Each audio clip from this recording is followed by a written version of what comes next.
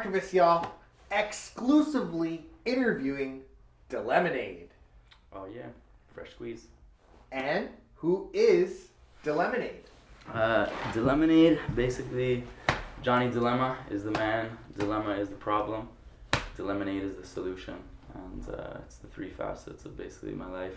It's quite the handle to carry, but I've turned it over in the past little while to just make Dilemmanade. You know, Dilemma was a bit too much of a handle, so it's obviously a part of me, but now it's all about making the most of life, and that's always what I've always done, but now to carry the moniker is a lot more embodying what I believe in, my values and stuff, so yeah. And coming out of Scarborough, Ontario, what inspired you to MC and begin the duo, the Sketch Bros? What motivated this? Actually, the history of the Sketch Bros, funny enough, is an old rave crew. I was admittedly heavily into first hip hop. Was raised on hip hop, growing up in Scarborough. Was introduced to it through a babysitter. Had an older brother who was a DJ. I heard Big Daddy Kane.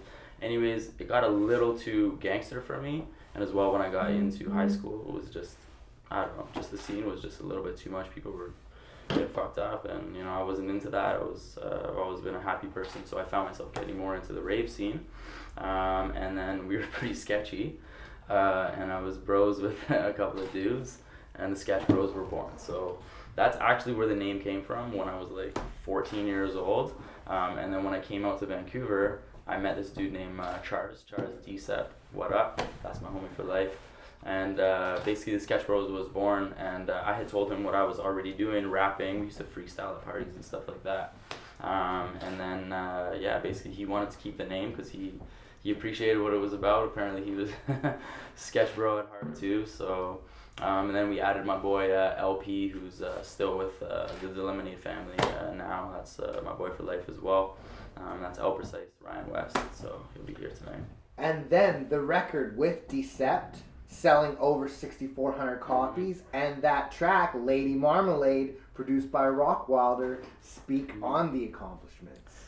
Yeah, man, good homework there, bro. We pushed a lot of our albums just basically on tours. Had huge success and was able to reinvest that, obviously. But prior to that, we had a link with Rockwilder when like his beats thing was first starting up, and we were like right on point with that. So we got a couple of beats. I actually ended up doing a track on one of those beats which never came out, and I don't know what happened to it, but it was with this dude named Low Key from London, UK, and man, it was sick, but we lost it. So anyways, you are the one that did come out, and I'm pretty happy with that. And the Sketch Bros is where everything was born from, but for whatever reason it didn't come to fruition the way we wanted, and certain people had to move on, but I made the decision to never give up on music, and it's just in my blood, so that's what I'm always do. And along onto the times of the Playboy Mansion, to the single Life of the Party, and getting buzz on breakfast television and CBC radio, various newspaper articles. What else? Well, the Playboy Mansion, that's there's certain milestones that I'm always gonna do music no matter what. I don't care if I make $1 off of it. I'm always gonna do music because to fulfill my creative needs. But you hit these certain milestones. Being on this tour is one of them. It's like, okay, I'm doing the right thing. I'm gonna keep going. When I ended up at the Playboy Mansion, that was one of them because we won a little contest on the beat actually, and my boy phoned me. He's like, dude, we're going to the Playboy Mansion. I didn't believe it. I think I had just turned of age to be legal. I was just 21 or something, and we flew down there. It was for Ja Rule's CD release party, and we hung out with Ja Rule. It was a most random mix, dude. We partied with Alice in Chains, Jamie Foxx, Cedric the Entertainer. I got pictures of me just wasted with Hugh Hefner, and just all these playmates and stuff. Anyways, it was an incredible night, and I was like, wow, this is, I gotta come back here. I gotta have my CD release party at the Playboy Mansion. So Hugh, I'm coming back. And last but not least, the Rhyme Flu tapes and the music video, Weed, What Happened After, and then the throwback, Out to Kill the President. Yes. So the Rhyme Flu was just a project that I put together because I probably took a look at my catalog and had about 60 tracks that were out there, and I wasn't sure what I was doing. I originally was gonna make, X amount and then, pluck the best, which I did, but I didn't want to throw away the rest. It was still good, so I literally had enough to make 3 mixtapes out of it, and I just fixed them all up, and I was recording at Chin's studio for those. I was working with my boy Parlange, so the quality was good on it. I was happy about that. That was my first mixtape project to put out, and then after that we did the weed video around the same time actually, and it was fun. It was a wicked experience. It didn't end up going on much for some reason. I don't know, it might have something to do with the heavy weed content, but we tried. I was pretty happy with the video, and I don't know, it did help propel us as a group for sure. And the solo venture from the Cuban Exchange and the Vision, Why So Serious, Talk to Yourself mixtape, and Dilemmanade EP, you've been busy the last few years. Yeah, well, since making the transition to my own mixtape, because it was weird, because even the Rhyme Flu I was doing pretty much when I was with Sketch Bros, but then when I made the switch to the Talk to Yourself, that was my first solo mixtape project. Even though it was all me on the other ones, I was still heavily involved with Sketch Bros, and even just writing and bouncing ideas off my boy Charles, I think, at the time. And yeah, the Talk to Yourself mixtape was the first one that I put out, and then the Dilemmanade EP to follow was just, I needed a proper project, so, and that's what this next one is do I have a copy of that? I have a copy of it somewhere. But yeah, hooked you up with one, but basically this is my next album. It's The Stands right there, medicinal music right there, and you can basically go on the back, there's the download and prescription information. There you are. So that's how I'm doing things now. I got a new sort of way I'm doing things with the flyers, the merch, the toques, and making Dilemmanade. And not super involved in the Van City scene for a while, but the touring has been crazy. What are you trying to do locally to what you have done now? Good point. I love Vancouver. I will rep Vancouver till the day I die. Vancouver needs to know that everywhere I go, I rep Vancouver. But when I come back home, does anyone know me? I don't know. Do I try? I gave up trying. It's Vancouver, as with all places if you actually do your research. Beatles included, nobody made it famous. Very few made it famous from where they were. They went somewhere else. They did it, they got clout, and then they came back and they were embraced. So if Vancouver wants to embrace me, I embrace Vancouver. I have since, I've been out here 14 or 15 years now.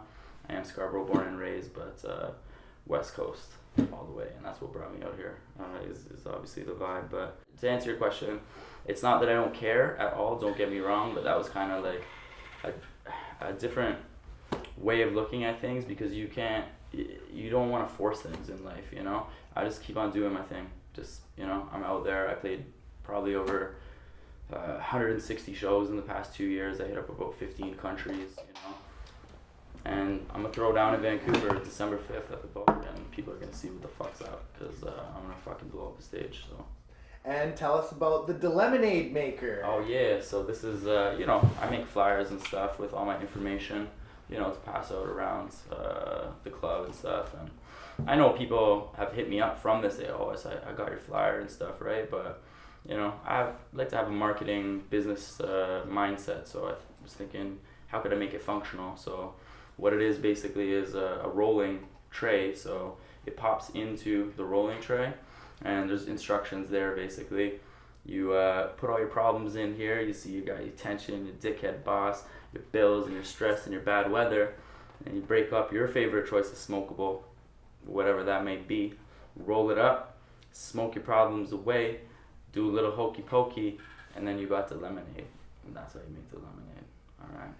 And your music videos, such as No Love Lost, Thought Control, Breathing, and Feelin' My Style, what are the people saying since the duo? I started doing all that by myself actually. A lot of stuff, like I made my old website by myself, and also a lot of the design, like I work with designers because I don't know the programs and stuff, but that all comes from like my concepts or whatever.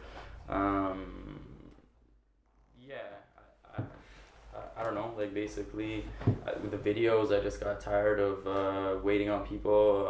I paid a lot of money for the weed video, which was was a good investment, but I like to use the analogy like as an artist, I know how it is when you're working a job. It was like that until I took the leap 2 years ago. Basically, you save up X amount of money, and then you're like, oh, I'm gonna go buy a wicked, make a wicked video, and then you make a wicked video. Then what are you doing? It's like, oh, okay, well then I'm gonna go do the merch. Okay, then I'm gonna go do this. Then I'm gonna go invest in that. As like, if you think about that, you're juggling one ball. You are running out, and you're like, oh, tight, oh, like that. Really, you have to have a game plan, because balls are gonna drop. We all drop things, and you have to be, juggling 7 things at once and hope that you catch 3 of them. So that was the difference in my mindset. Is I gotta take on video. I need to know how to make my own website. I need to know how to shop stuff to radio. I need to know how to get in touch with people who can make marketing stuff like this. And juggle. And then tour managing as well as a solo artist, you've definitely done some things to Guilty Simpson, Warren G, Crazy and Wishbone, then Bone Thugs with over 60 dates. You got stories with them smoke alarms, puff, puff, pass. Yeah, definitely memories for a lifetime. Had the opportunity to tour manage. First one I did was Warren G, which was an awesome opportunity. Obviously, as I just spoke, to how highly I regard the West Coast, that was a huge one for me. Dub G's a wicked guy. His whole crew had an amazing experience, and also got to learn, who's who in each city. So when you go through again, it's like you can take these people like, 306 skate shop, what up? Take homies through there, and they're always hospitable, and in each city there's a spot, to take people, and you get to know, like you're an ambassador of Canada when you're tour managing for someone, right? So my next one after that was Bone Thugs, and I think we all as artists have, you have this little pipe dream or something. I admittedly had it, you're like, oh, I'm gonna open for so and so, and they're gonna see me, and maybe blah blah blah. It's like, it's a fucking pipe dream, but it happens, and I know other artists that it's happened to too. I did a couple shows with Bone Thugs. Me and Crazy Bone hit it off, and he called me and said, yo, can you come down to Seattle and tour manage for me? Like, okay, well, I don't, that's different because I don't know the area and stuff like that. I don't care. Just come down, handle biz. You handle stuff tight, proper. Just come handle our biz. So I went down. I remember phoning my manager. I was like all stoked, and then I came back up to Canada after a wicked experience in the States. It's like my first tour in the States. And then next thing you know, he called me. He's like, yo, can you meet me in London, England? We're doing like a UK tour. And I said, yeah, so we chopped it up out there. That was a crazy experience in itself. Just being in foreign territory, again, not on home soil, and still trying to handle biz is quite something else, but made it happen. And then probably must have done like a 45 date tour in the States with them, setting off smoke alarms. That was the least of our adventures for sure, I tell you. And then had the opportunity to tour manage for Dog Pound as well. So got a little West Coast thing going. Well, Bone Thugs is Cleveland, but they were brought out by Eazy-E, so adopted by the West Coast if anything. But little West Coast action family, And favorite spots in the world to be, and the football parties. Let's hear about them. Well, favorite spots, and this is not just me saying this. This is like a couple artists, definitely Bone Thugs. After all those shows that we did, I asked them, I said, and we rocked Alaska too. That was like one of my top highlights. But I asked them, what's your guys' favorite city, show, everything? Hands down, Montreal. So big ups to Montreal. That's pretty good title to have. I can't wait to, I think we're like almost ending the tour off there. It's like the second last show. But man, that city is incredible.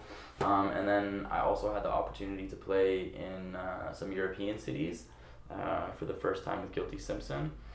And I would say that Linz, Austria, and Zurich, Switzerland. I never seen shit like that, you know. It's crazy. And I don't even know if they understood what I was saying, but everyone was just so into it, you know. And it was an amazing experience. And then in the States, I did about 2,600 people in Iowa with Bone Thugs. It was like part of some festival, or I don't know what it was, but that was pretty cool. New Orleans, Nashville. Yeah, those are my tops. I don't know how many I named there, but they're all up there.